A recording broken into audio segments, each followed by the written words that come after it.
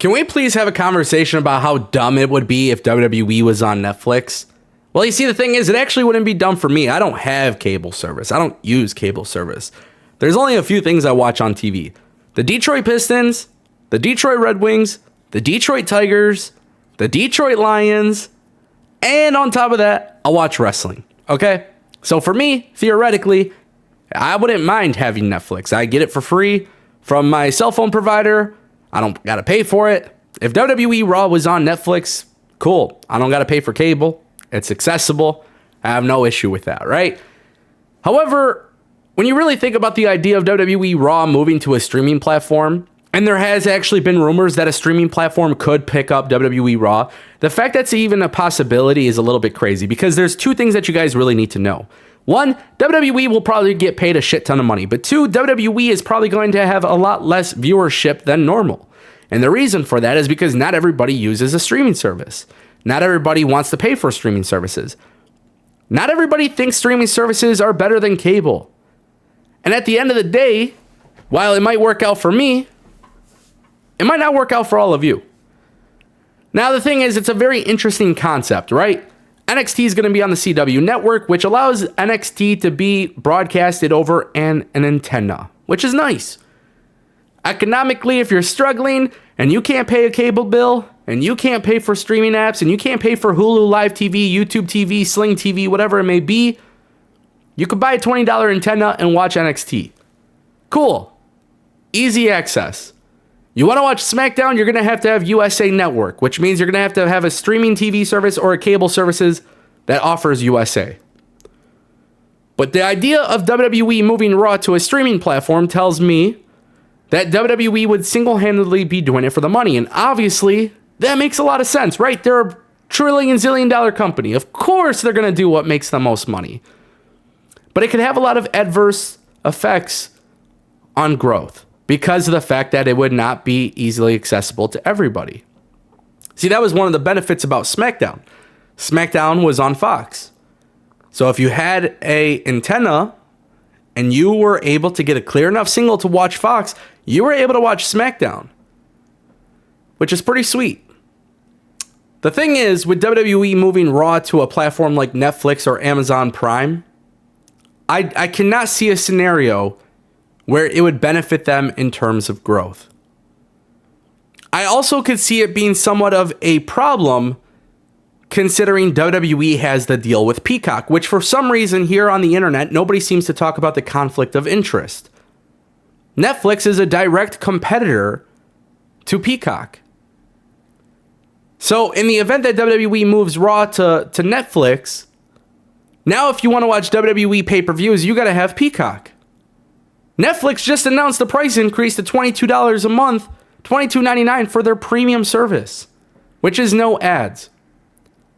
Then you got to pay another $9-10 for Peacock just to watch WWE Raw and their PLEs. You're spending over $30 a month. This is actually part of the problem that I have with streaming in general. For years and years and years, everybody said, oh my God, streaming is going to be so much better than cable. That doesn't appear to be the case. I can tell you right off the rip, that doesn't appear to be the case.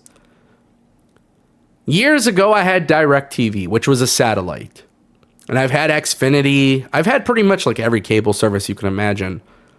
If I wanted to watch the Pistons game on a cable or satellite service, there was a very, very, very small delay. Now, if I watch a sports game on DirecTV Stream or YouTube TV or anything like that, I'm surely going to see a bigger delay than what I saw with cable. So then ESPN reveals to me the Pistons lost. They spoil it. So I have never been a fan of the idea of streaming services taking over. People said it was going to be cheaper than cable. We're starting to see that's not necessarily the case. There used to be a time when YouTube TV was $35 a month. Now it's like $75 or $85 a month. So that's not necessarily true. Now the thing is, you also have to remember, because Netflix getting Raw, hypothetically speaking, it would be easily accessible for me. That doesn't apply to everyone else.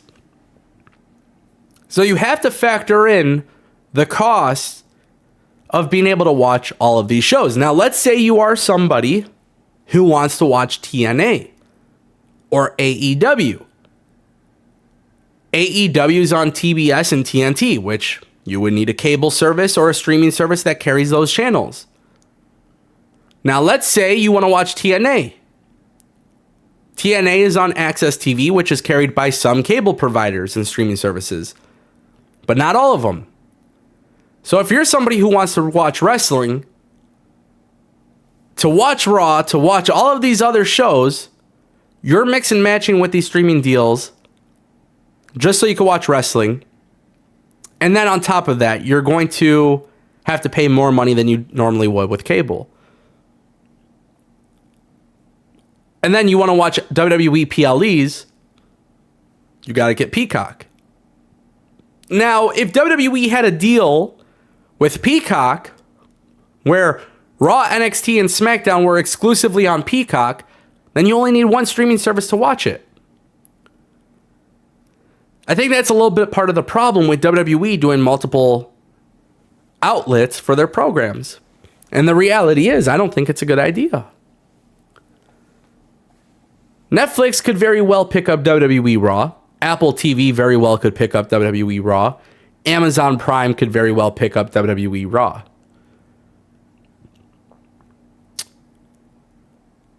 That's pretty insane to think about.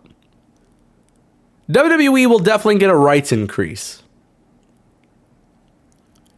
But I feel like it hurts in the end if they get picked up by one of these streaming services. There's no way to sugarcoat it. Because you got to keep in mind one more thing.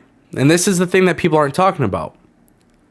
If you have YouTube TV and you watch Bally Sports, and you're trying to watch your local sports team, maybe you're from Ohio, maybe you want to watch the Cavaliers, you're in Michigan, you want to watch the Pistons.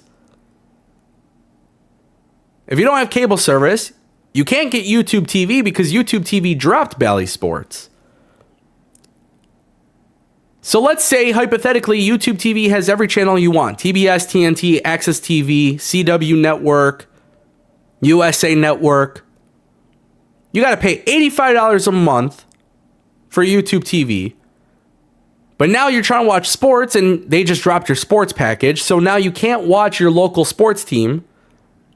And then, by the way, you can't watch Raw. So that means you would have to pay $85 a month for a streaming service. Then you got to pay for Netflix. If you don't want ads, you got to pay $22 a month. Which, by the way, how does that work with WWE Raw? Netflix is obviously going to want ads. They're going to want commercials. If you pay $22 a month, do you watch Raw commercial free? That's something that you also got to keep in mind. But then you got to pay $22 for that. Okay, now you got to watch your sports teams. Because YouTube TV dropped it, you could get Bally Sports, which, by the way, that app absolutely sucks. But that's like another $20-something a month. Now look at how much you're paying just to watch select few shows.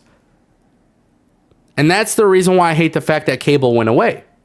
And it's also another factor as to why I don't like the idea of Raw going to a streaming platform. But for some reason, I think it could very well happen. I think it would be a terrible move. Yes, they will get paid, and at the end of the day, that's what WWE is going to care about, as they should. They are a business. But from a wrestling fan and an avid TV watcher, from my perspective, I would much rather see WWE Raw on FX, on USA, on TBS, on any of those channels that are typically carried with streaming services. One that doesn't easily get dropped. One that is easily accessible, whether it's Sling or whatever it may be. That's how I would like to see everything unfold. Let me know what you guys think. Are you guys a fan of the idea of WWE moving Raw to a streaming app? I want to hear from you. Drop a comment down below.